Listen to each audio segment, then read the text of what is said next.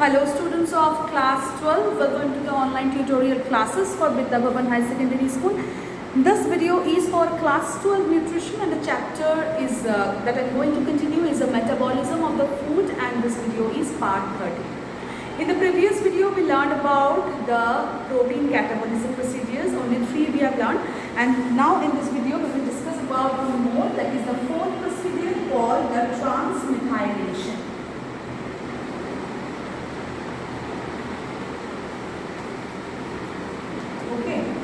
So it is the biologically important procedure because here the organic chemical reactions in which the methyl group is transferred into the compound, that is another compound, and the homocysteine can be converted into methionine by this process. So let's giving you one example. You just see here.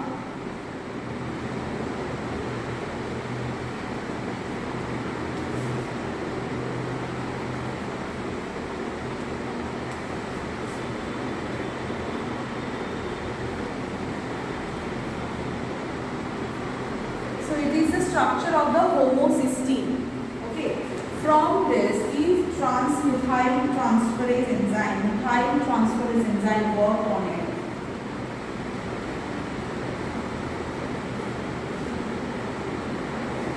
And additionally coenzyme like vitamin B12 or folic acid.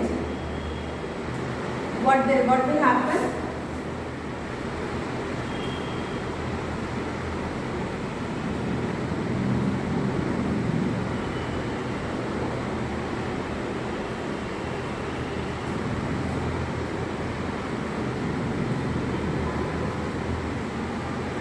So from homocysteine, the methionine can be produced. It is the reaction of the transmethylation. Now going for the next reaction, that is the final reactions of the catabolism of the protein, that is the urea cycle. Okay. Urea cycle is also called the ornithine cycle. The same thing. Urea cycle and the ornithine cycle are same. Okay. So cycle is looking like that.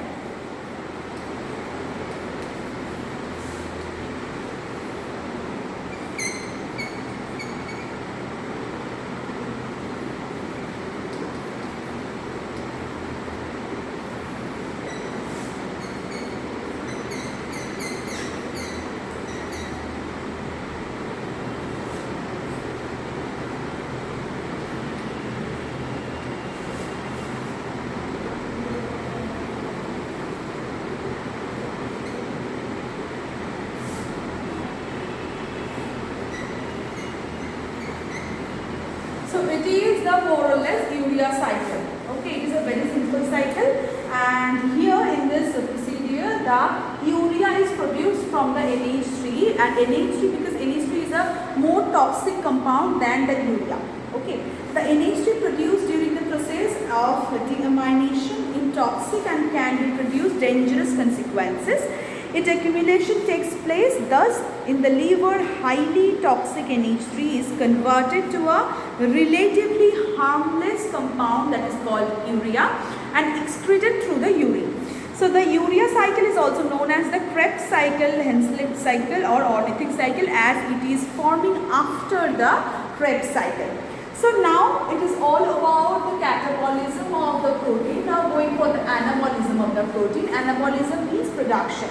So the formation of the peptide bonds between two amino acids produce a new protein. It can be an easy procedure in the ribosomes of almost every cells in the body, that directed by the cell's DNA and RNA, because protein are main components of the most cell structures, and adequate dietary proteins is essential, especially during the growing age or growth of the body structures.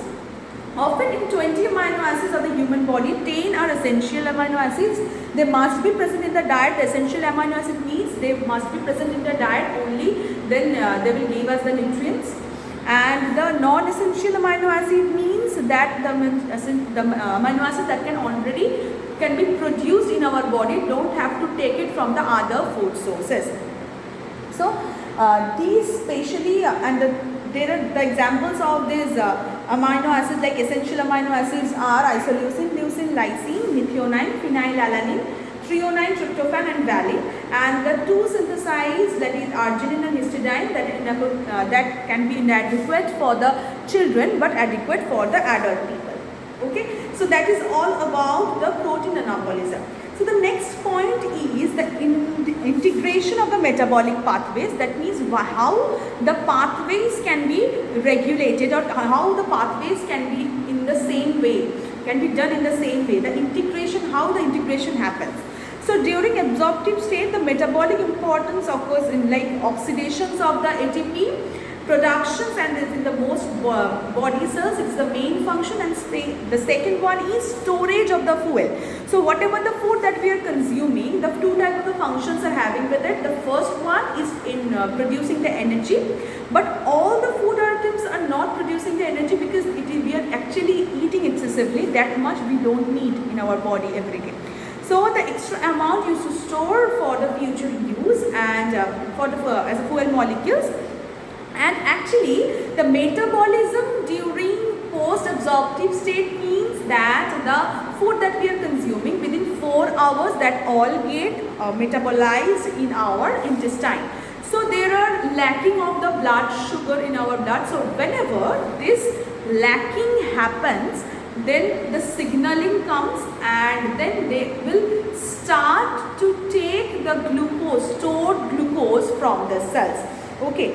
And also when the blood glucose levels start with a fall, because glucose continues to leave the bloodstream and enter the body cells while none is being absorbed in the GI tract.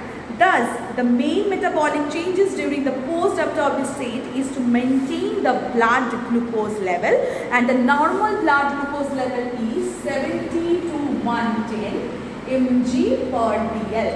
So if your blood glucose level is here, then you are not diabetic.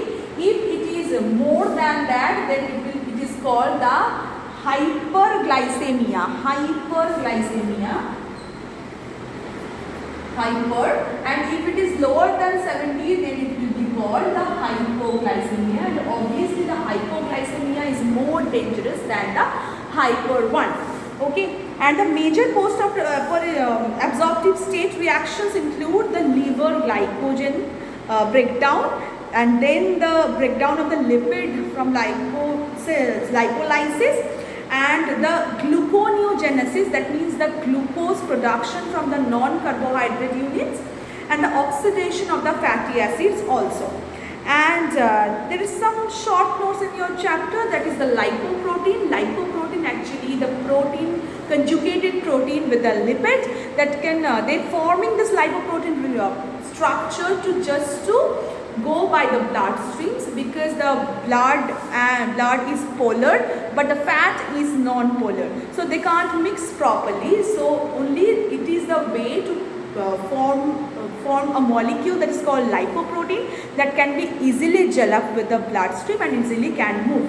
Okay, so this is all for this chapter. I am completing this chapter. Thank you.